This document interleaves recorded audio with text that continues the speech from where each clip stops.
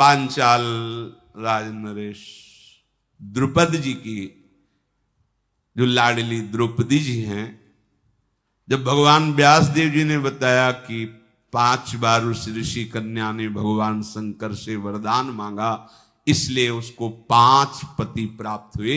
ये पहले से ही ब्रह्मा जी के द्वारा विधान कर दिया गया है, भगवान शंकर के द्वारा वरदान दिया गया है, ये कोई अधर्माचरण नहीं होगा।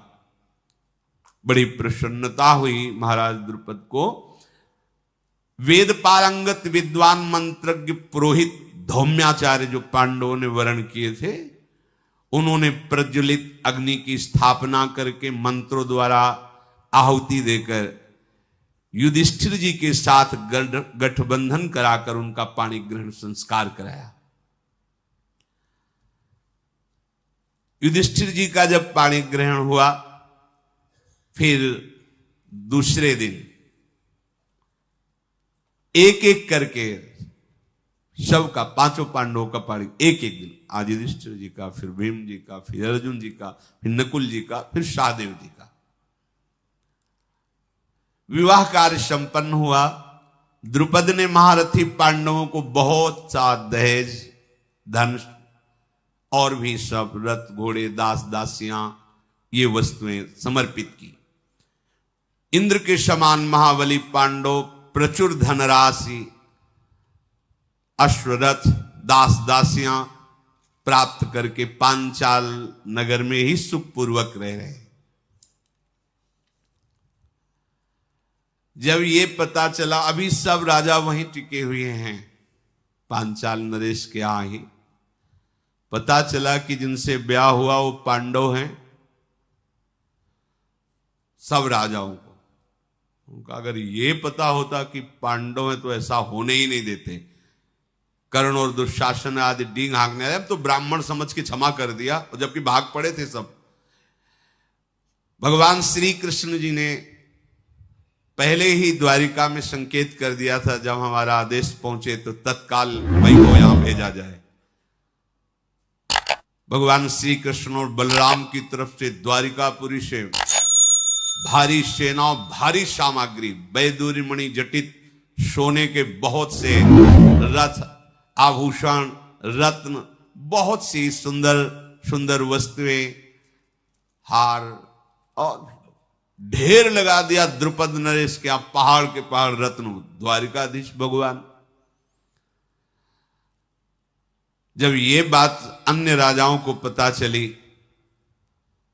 सबके हृदय जलने लगे। एक तो द्रौपदी मिली, इतना धन मिला, फिर श्री कृष्ण बलराम, द्वारिका का वैभव इनके साथ।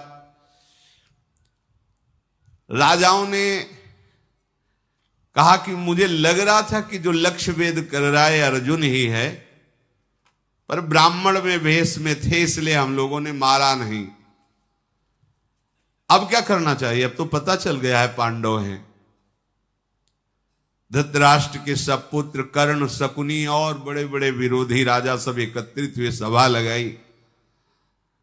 कूटनीति में, कपट नीति में प्रवीण शकुनी से पूछा गया क्या किया जाए। शकुनी ने कहा,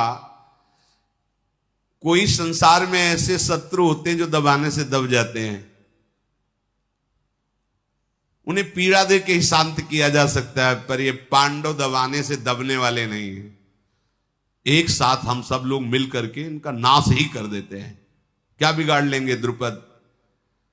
और देखो, अगर पराजित होकर यहां से लौटते हो तो तुम्हारा मुंह क्या रह जाएगा सब राजाओं का। इसलिए मुझे लगता है सब एक साथ आक्रमण करो और पांडवों का नाश कर दो। सोमदत्त के पुत्र भूरिश्रवा थे, बोले तुम्हारा होश ठिकाने हैं? वहां बैठे कौन है? श्री कृष्ण और बलराम। अगर हल और मूसल उठा लिया तो त्रिभुवन में कोई नहीं बचेगा, केवल बलराम जी से। और कहीं प्रभु ने सुदर्शन चक्र उठा लिया तो देखो, हम तुम्हें यही सलाह देते हैं कि इस समय अपने हृदय के ताप को छुपा करके और सब चलो और खुशी मनाओ पांडवों के सामने। बहुत अच्छा हुआ तुम लाक्षागृह में नहीं जले, तुम्हारा ब्याह हुआ, हमारे शुभ आशीर्वाद, ऐसा बोलो। लड़ाई की तो बात ही नहीं, नहीं तो श्री कृष्ण बलराम है और फिर ये पांडव हैं, ऐसे वैसे वीर नहीं हैं। ये बात सबको अच्छी लगी कि हाँ, इस समय संधि ही ठीक बात है। तुम्हें पता होना चाहिए, विपुल प्रभाव शक्ति से संपन्न हो चुके हैं पांडव, मंत्र शक्ति ब्राह्मणों से और उत्साह शक्ति श्री कृष्ण से और प्रचुर संपत्ति शक्ति द्रुपद और बलराम जी से उनको प्राप्त हो चुकी है। धृतराष्ट्र के पुत्र दुर्योधन आदि ने यही भी उचित समझा। सब गए और कहा कि हम लोगों को बड़ा दुख था जब आप लाक्षागृह में सुना कि जल गए, चलो आप बच गए, बड़ा अच्छा हुआ, बड़ी खुशी की बात। हम लोगों को गर्व है कि हम कुरुवंशी विजय को प्राप्त हुए, महाराज द्रुपद हमारे रिश्तेदार हुए। भीम दुर्योधन की तरफ देखा, कर चालबाज, अगर अकेले में मिले तो तुझे बताए, पूरे के पूरे परिवार को नष्ट करने का प्लान। अब आके मीठी मीठी बातें कर रहा है। सब राजाओं ने संधि भावना से महाराज युधिष्ठिर जी से मिले। स्वयंवर समाप्त हुआ, द्रौपदी ने पांडवों का वरण किया। सब राजा संधि करके अपने अपने देश को गए। राजाओं ने मन में जाते हुए विचार किया था कि हमें लगता है कि कर्तव्य से भी ज्यादा भाग्य प्रबल होता है, क्योंकि हम लोगों ने कर्तव्य तो कोई उठा नहीं रखा, लेकिन भाग्य में हमारे द्रौपदी नहीं थी। ये सब सुख वैभव नहीं था, पांडवों के ही भाग्य में था। इधर सब कर्ण और शकुनी दुर्योधन सब वापस हुए। विदुर जी गए और कहा, महाराज की जय हो धृतराष्ट्र जी से। महाराज, आपके वंश का अभिमान बढ़ गया, द्रौपदी आपको प्राप्त हुई। महाराज धृतराष्ट्र जो उछल पड़े सिंहासन से। मुझे पता था मेरा पुत्र जहां जाएगा विजय श्री ही प्राप्त करके आएगा। सजाओ हस्तिनापुर को और स्वागत करो द्रौपदी का। विदुर जी भी बोले, हाँ, अहो भाग्य, अहो भाग्य, पांडव बच गए और उन्होंने द्रौपदी को प्राप्त। धृतराष्ट्र जी, पांडवों की बात कर रहे हो? अब पूरी आकृति तो जो आनंद की थी एकदम जल। उन्होंने समझा कि दुर्योधन प्राप्त करके आया, उनका आपकी जय हो, आपके वंश की वृद्धि हुई, तो है तो उन्हीं के वंश के नाम। महाराज अज्ञानवश से समझ लिए थे कि द्रुपद कन्या का वरण दुर्योधन ने किया, तभी का हस्तिनापुर सजाया जाए, स्वागत किया जाए द्रौपदी का। विदुर जी ने कहा, महाराज आपके पुत्र दुर्योधन के तो घुटने में औषधि लगानी पड़ेगी, क्योंकि वो प्रत्यंचा भी नहीं चढ़ा पाए, मुंह भरा गिरे थे तो घुटने आदि टूट गए। ये काम तो अर्जुन ने किया है। कुछ देर तुम्हारा शांत रहे धृतराष्ट्र, जैसे मानो वज्रपात हो गया हो। फिर सोचा कि अगर विदुर जी हमारे मन के भाव को जान जाएंगे तो ठीक नहीं है। आकृति को छिपाते हुए कहा, अहो भाग्य, अहो भाग्य, अहो भाग्य। विदुर जी, पांडव जीवित हैं सुनकर मुझे बहुत अच्छा लगा, और द्रुपद के साथ संबंध हुआ, द्रौपदी ब्याह, ये भी बहुत अच्छा लगा। हाँ हाँ, स्वागत करो, स्वागत करो उनका। युधिष्ठिर जैसे पांडु के पुत्र, वैसे मेरे भी तो पुत्र हैं। मेरे हृदय में बड़ा सुख हो रहा है, उनका स्वागत किया जाए। विदुर जी ने कहा, महाराज ऐसी बातें यदि आपके हृदय में स्थायी बनी रहें तो ही मंगल है। भगवान ऐसी बातें तुम्हारे हृदय में स्थायी रखें कि जैसे पांडव के पुत्र हैं वैसे आपके पुत्र हैं, ऐसी बात तुम्हारे हृदय में बनी रहे। विदुर जी तो गए। दुर्योधन और कर्ण तत्काल धृतराष्ट्र के पास आए, साथ में शकुनी भी थे, और कहा, आप विदुर जी से ये बात सुनकर के हर्षित हो रहे हो, कह रहे हो अहो भाग्य, अहो भाग्य है। क्या करना चाहते हो पिताश्री? शत्रुओं की उन्नति में अहो भाग्य मना रहे हो, वैरियों की भूरी भूरी प्रशंसा कर रहे हो। निष्पाप नरेश, यदि समय आप सावधान नहीं रहे तो आप समझ सकते हैं पांडवों की शक्ति की वृद्धि हो रही है। फिर आपके पुत्र और आपके सारे वैभव का सर्वनाश उन्हीं के द्वारा निश्चित है, यदि आप ऐसा स्वभाव बना लोगे। अहो भाग्य, अहो भाग्य। विदुर जी को क्या है, ये तो खाते आपका है और अंदर ही अंदर पक्ष लेते हैं पांडवों का। धृतराष्ट्र ने कहा, तुम लोगों की बुद्धि इस समय राजनीति के अनुसार नहीं चल रही, तुम्हें समझना पड़ेगा, प्रजा विरोध कर देगी अगर हम पांडवों का अभाग्य करके आदर नहीं करेंगे।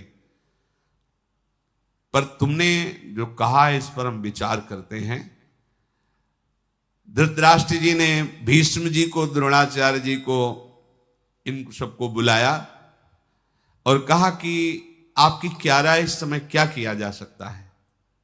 भीष्म जी बोले, पांडवों के साथ अगर कोई विरोध करेगा तो मुझे पसंद नहीं आएगा, मुझे पसंद नहीं आएगा तो परिणाम आप याद कर लीजिए।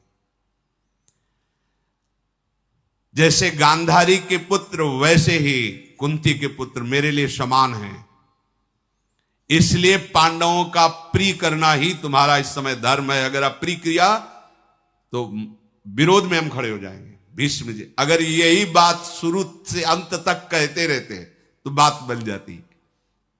डर गए धृतराष्ट्र जी।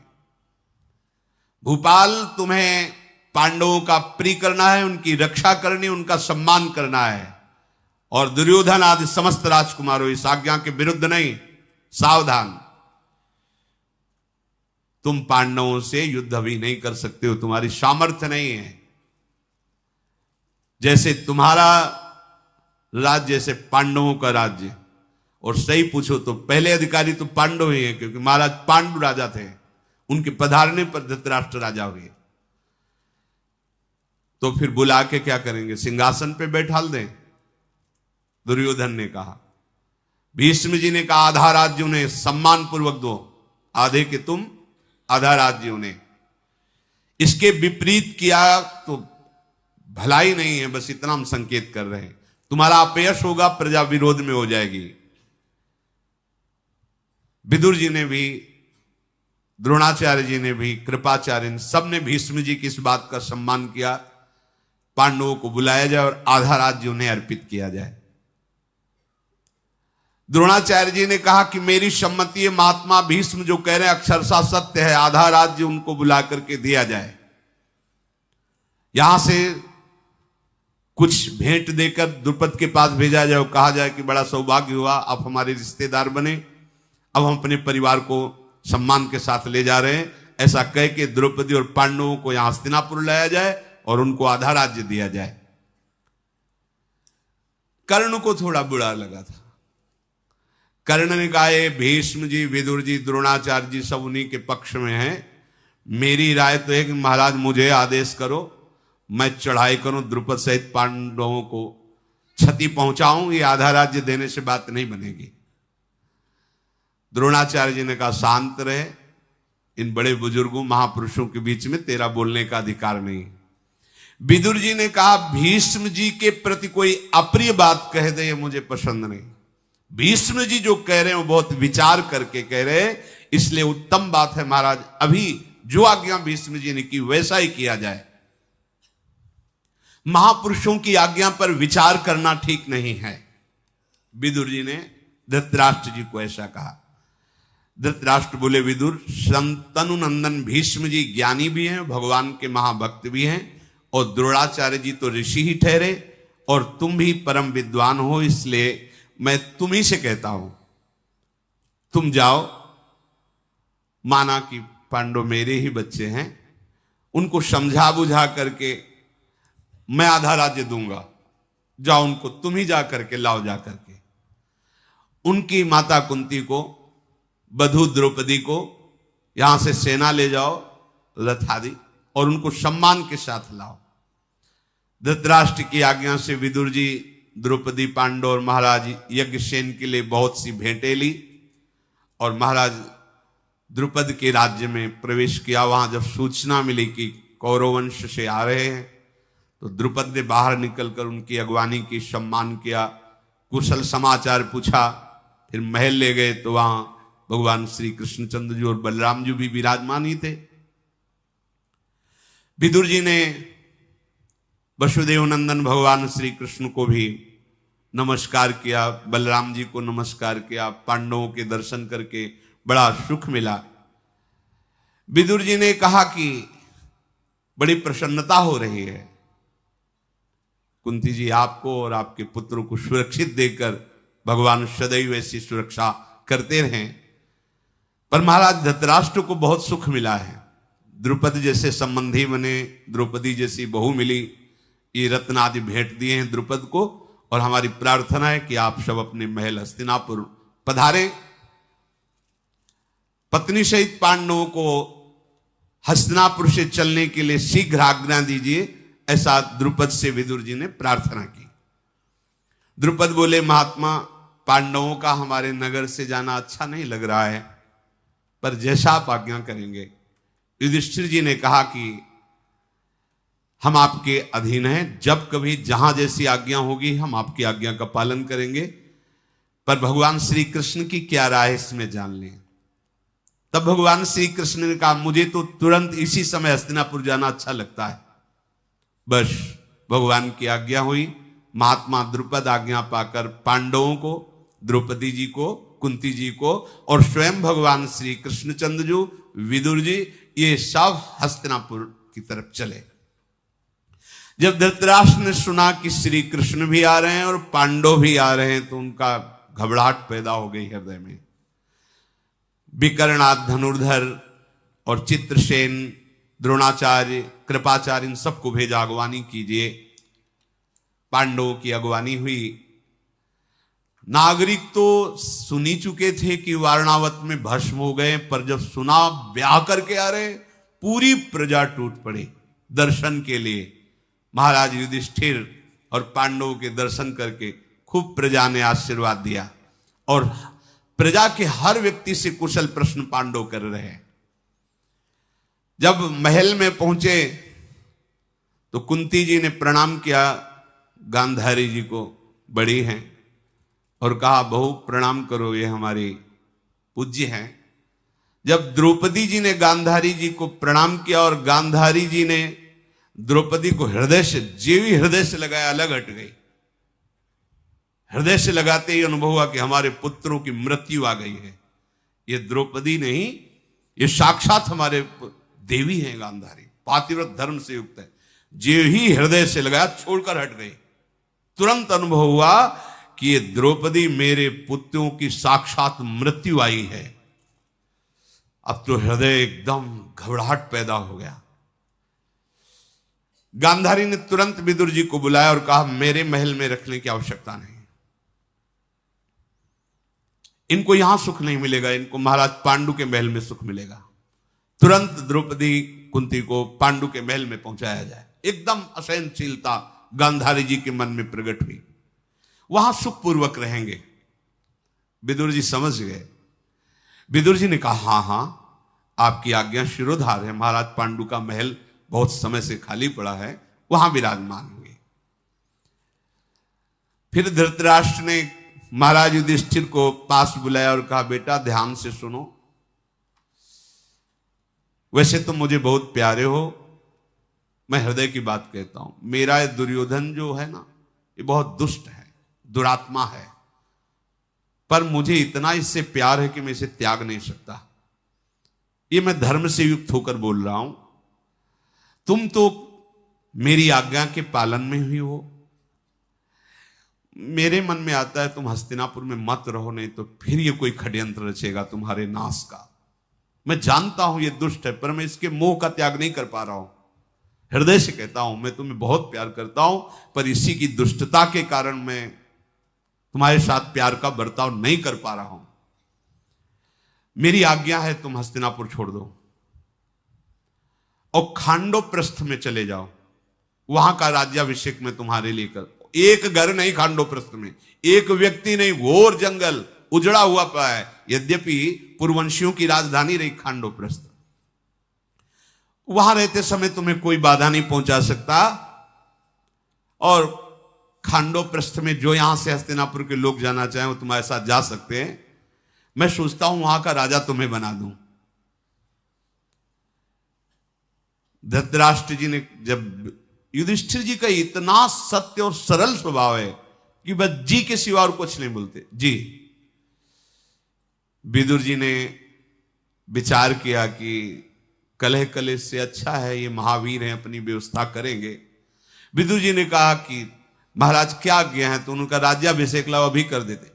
एक घर नहीं है खांडोप्रस्थ में, एक भी घर, और वहां का राज्याभिषेक युधिष्ठिर जी का कर रहे हैं और कह रहे हैं मैं तुम्हें बहुत प्यार करता हूं, अब विलंब नहीं करना चाहिए, तुम्हारा हमने राज्याभिषेक कर दिया, छोड़ो हस्तिनापुर और जाओ खांडोप्रस्थ। विदुर जी मुस्कुराए क्योंकि उनको सब पता था, पर वो ये जान के कि जिसके साथ भगवान श्री कृष्ण हैं अमंगल नहीं हो सकता। भीष्म द्रोण कृपाचार्य विदुर जी सब आश्चर्यचकित हैं कि अभी आए, अभी भगवान श्री कृष्ण बोले महाराज आपका विचार उत्तम है, मैं सहमत हूं, ठीक है खांडोप्रस्थ भेज दीजिए। युधिष्ठिर से कहा आज ही तुरंत निकलो, चलो खांडोप्रस्थ, जल्दी यहां से निकलो। धृतराष्ट्र के कथनानुसार कार्य पूरा किया गया, खांडोप्रस्थ पहुंचे जहां एक भी घर नहीं, एक भी व्यक्ति नहीं, कोई सुविधा नहीं, खंडहर पड़ा था। ये राजधानी पुरवंशियों की पूर्व की। भगवान श्री कृष्ण द्वैपायन व्यासदेव जी प्रकट हुए, उन्होंने कहा कि तुम्हें चिंता करने की जरूरत नहीं है, जहां समस्त ब्रह्मांडों को प्रकट करने वाले श्री कृष्ण विराजमान हैं, तुम बिल्कुल चिंता मत करो। जगदीश्वर भगवान श्री कृष्ण जिसके सहयोगी हैं उसका कभी भी अमंगल नहीं हो सकता, उसको विषाद करने का अवसर नहीं मिलता। पहले तो भगवान व्यासदेव जी के दर्शन से ही आनंद हुआ। खांडोप्रस्थ में पहुंच करके भगवान श्री कृष्ण साथ ही हैं, देवराज इंद्र का चिंतन किया, आकाश स्थित हुए और अंदर से आदेश किया विश्वकर्मा को भेजो। भगवान श्री कृष्ण को प्रणाम करके देवराज इंद्र ने तुरंत विश्वकर्मा को आदेश किया कि प्रभु का आदेश है, तुरंत उपस्थित होइए। महामते, भगवान की इच्छा है कि तुम जाकर के उनकी सेवा करो। विश्वकर्मा जी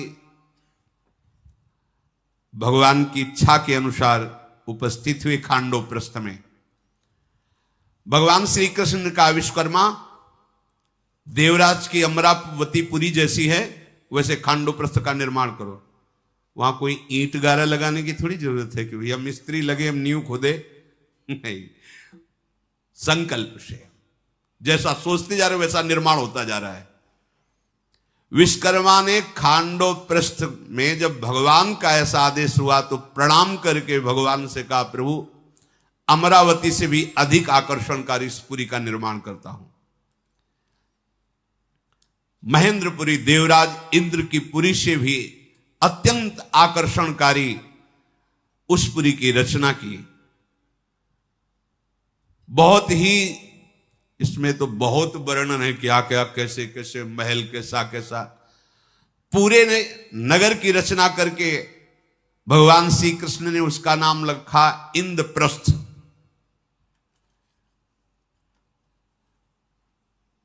महान धनुर्धर पांडवों के द्वारा इंद्रप्रस्थ में गृह प्रवेश। हस्तिनापुर तो कुछ है ही नहीं इंद्रप्रस्थ के आगे, अमरावती इंद्र। ये अगर प्रभु के श्री चरणों का तुम्हारे हृदय में आश्रय है और तुम्हारे पास कुछ नहीं है तो सब कुछ है। अगर प्रभु के चरणों का आश्रय नहीं हो, तुम जिसे सब कुछ मान रहे हो तो कुछ नहीं है, समझ लो। बार बार सत्संग में, शास्त्रों में, महापुरुषों में यही खास बात पाई गई है। भगवान का आश्रय, भगवान का भजन है तो सब कुछ है। कुछ ना होने पर भी देवराज की पुरी, स्वर्ग लोक बहुत ही सुखद, लेकिन स्वर्ग लोक में भी अत्यंत सुखद अमरावती है।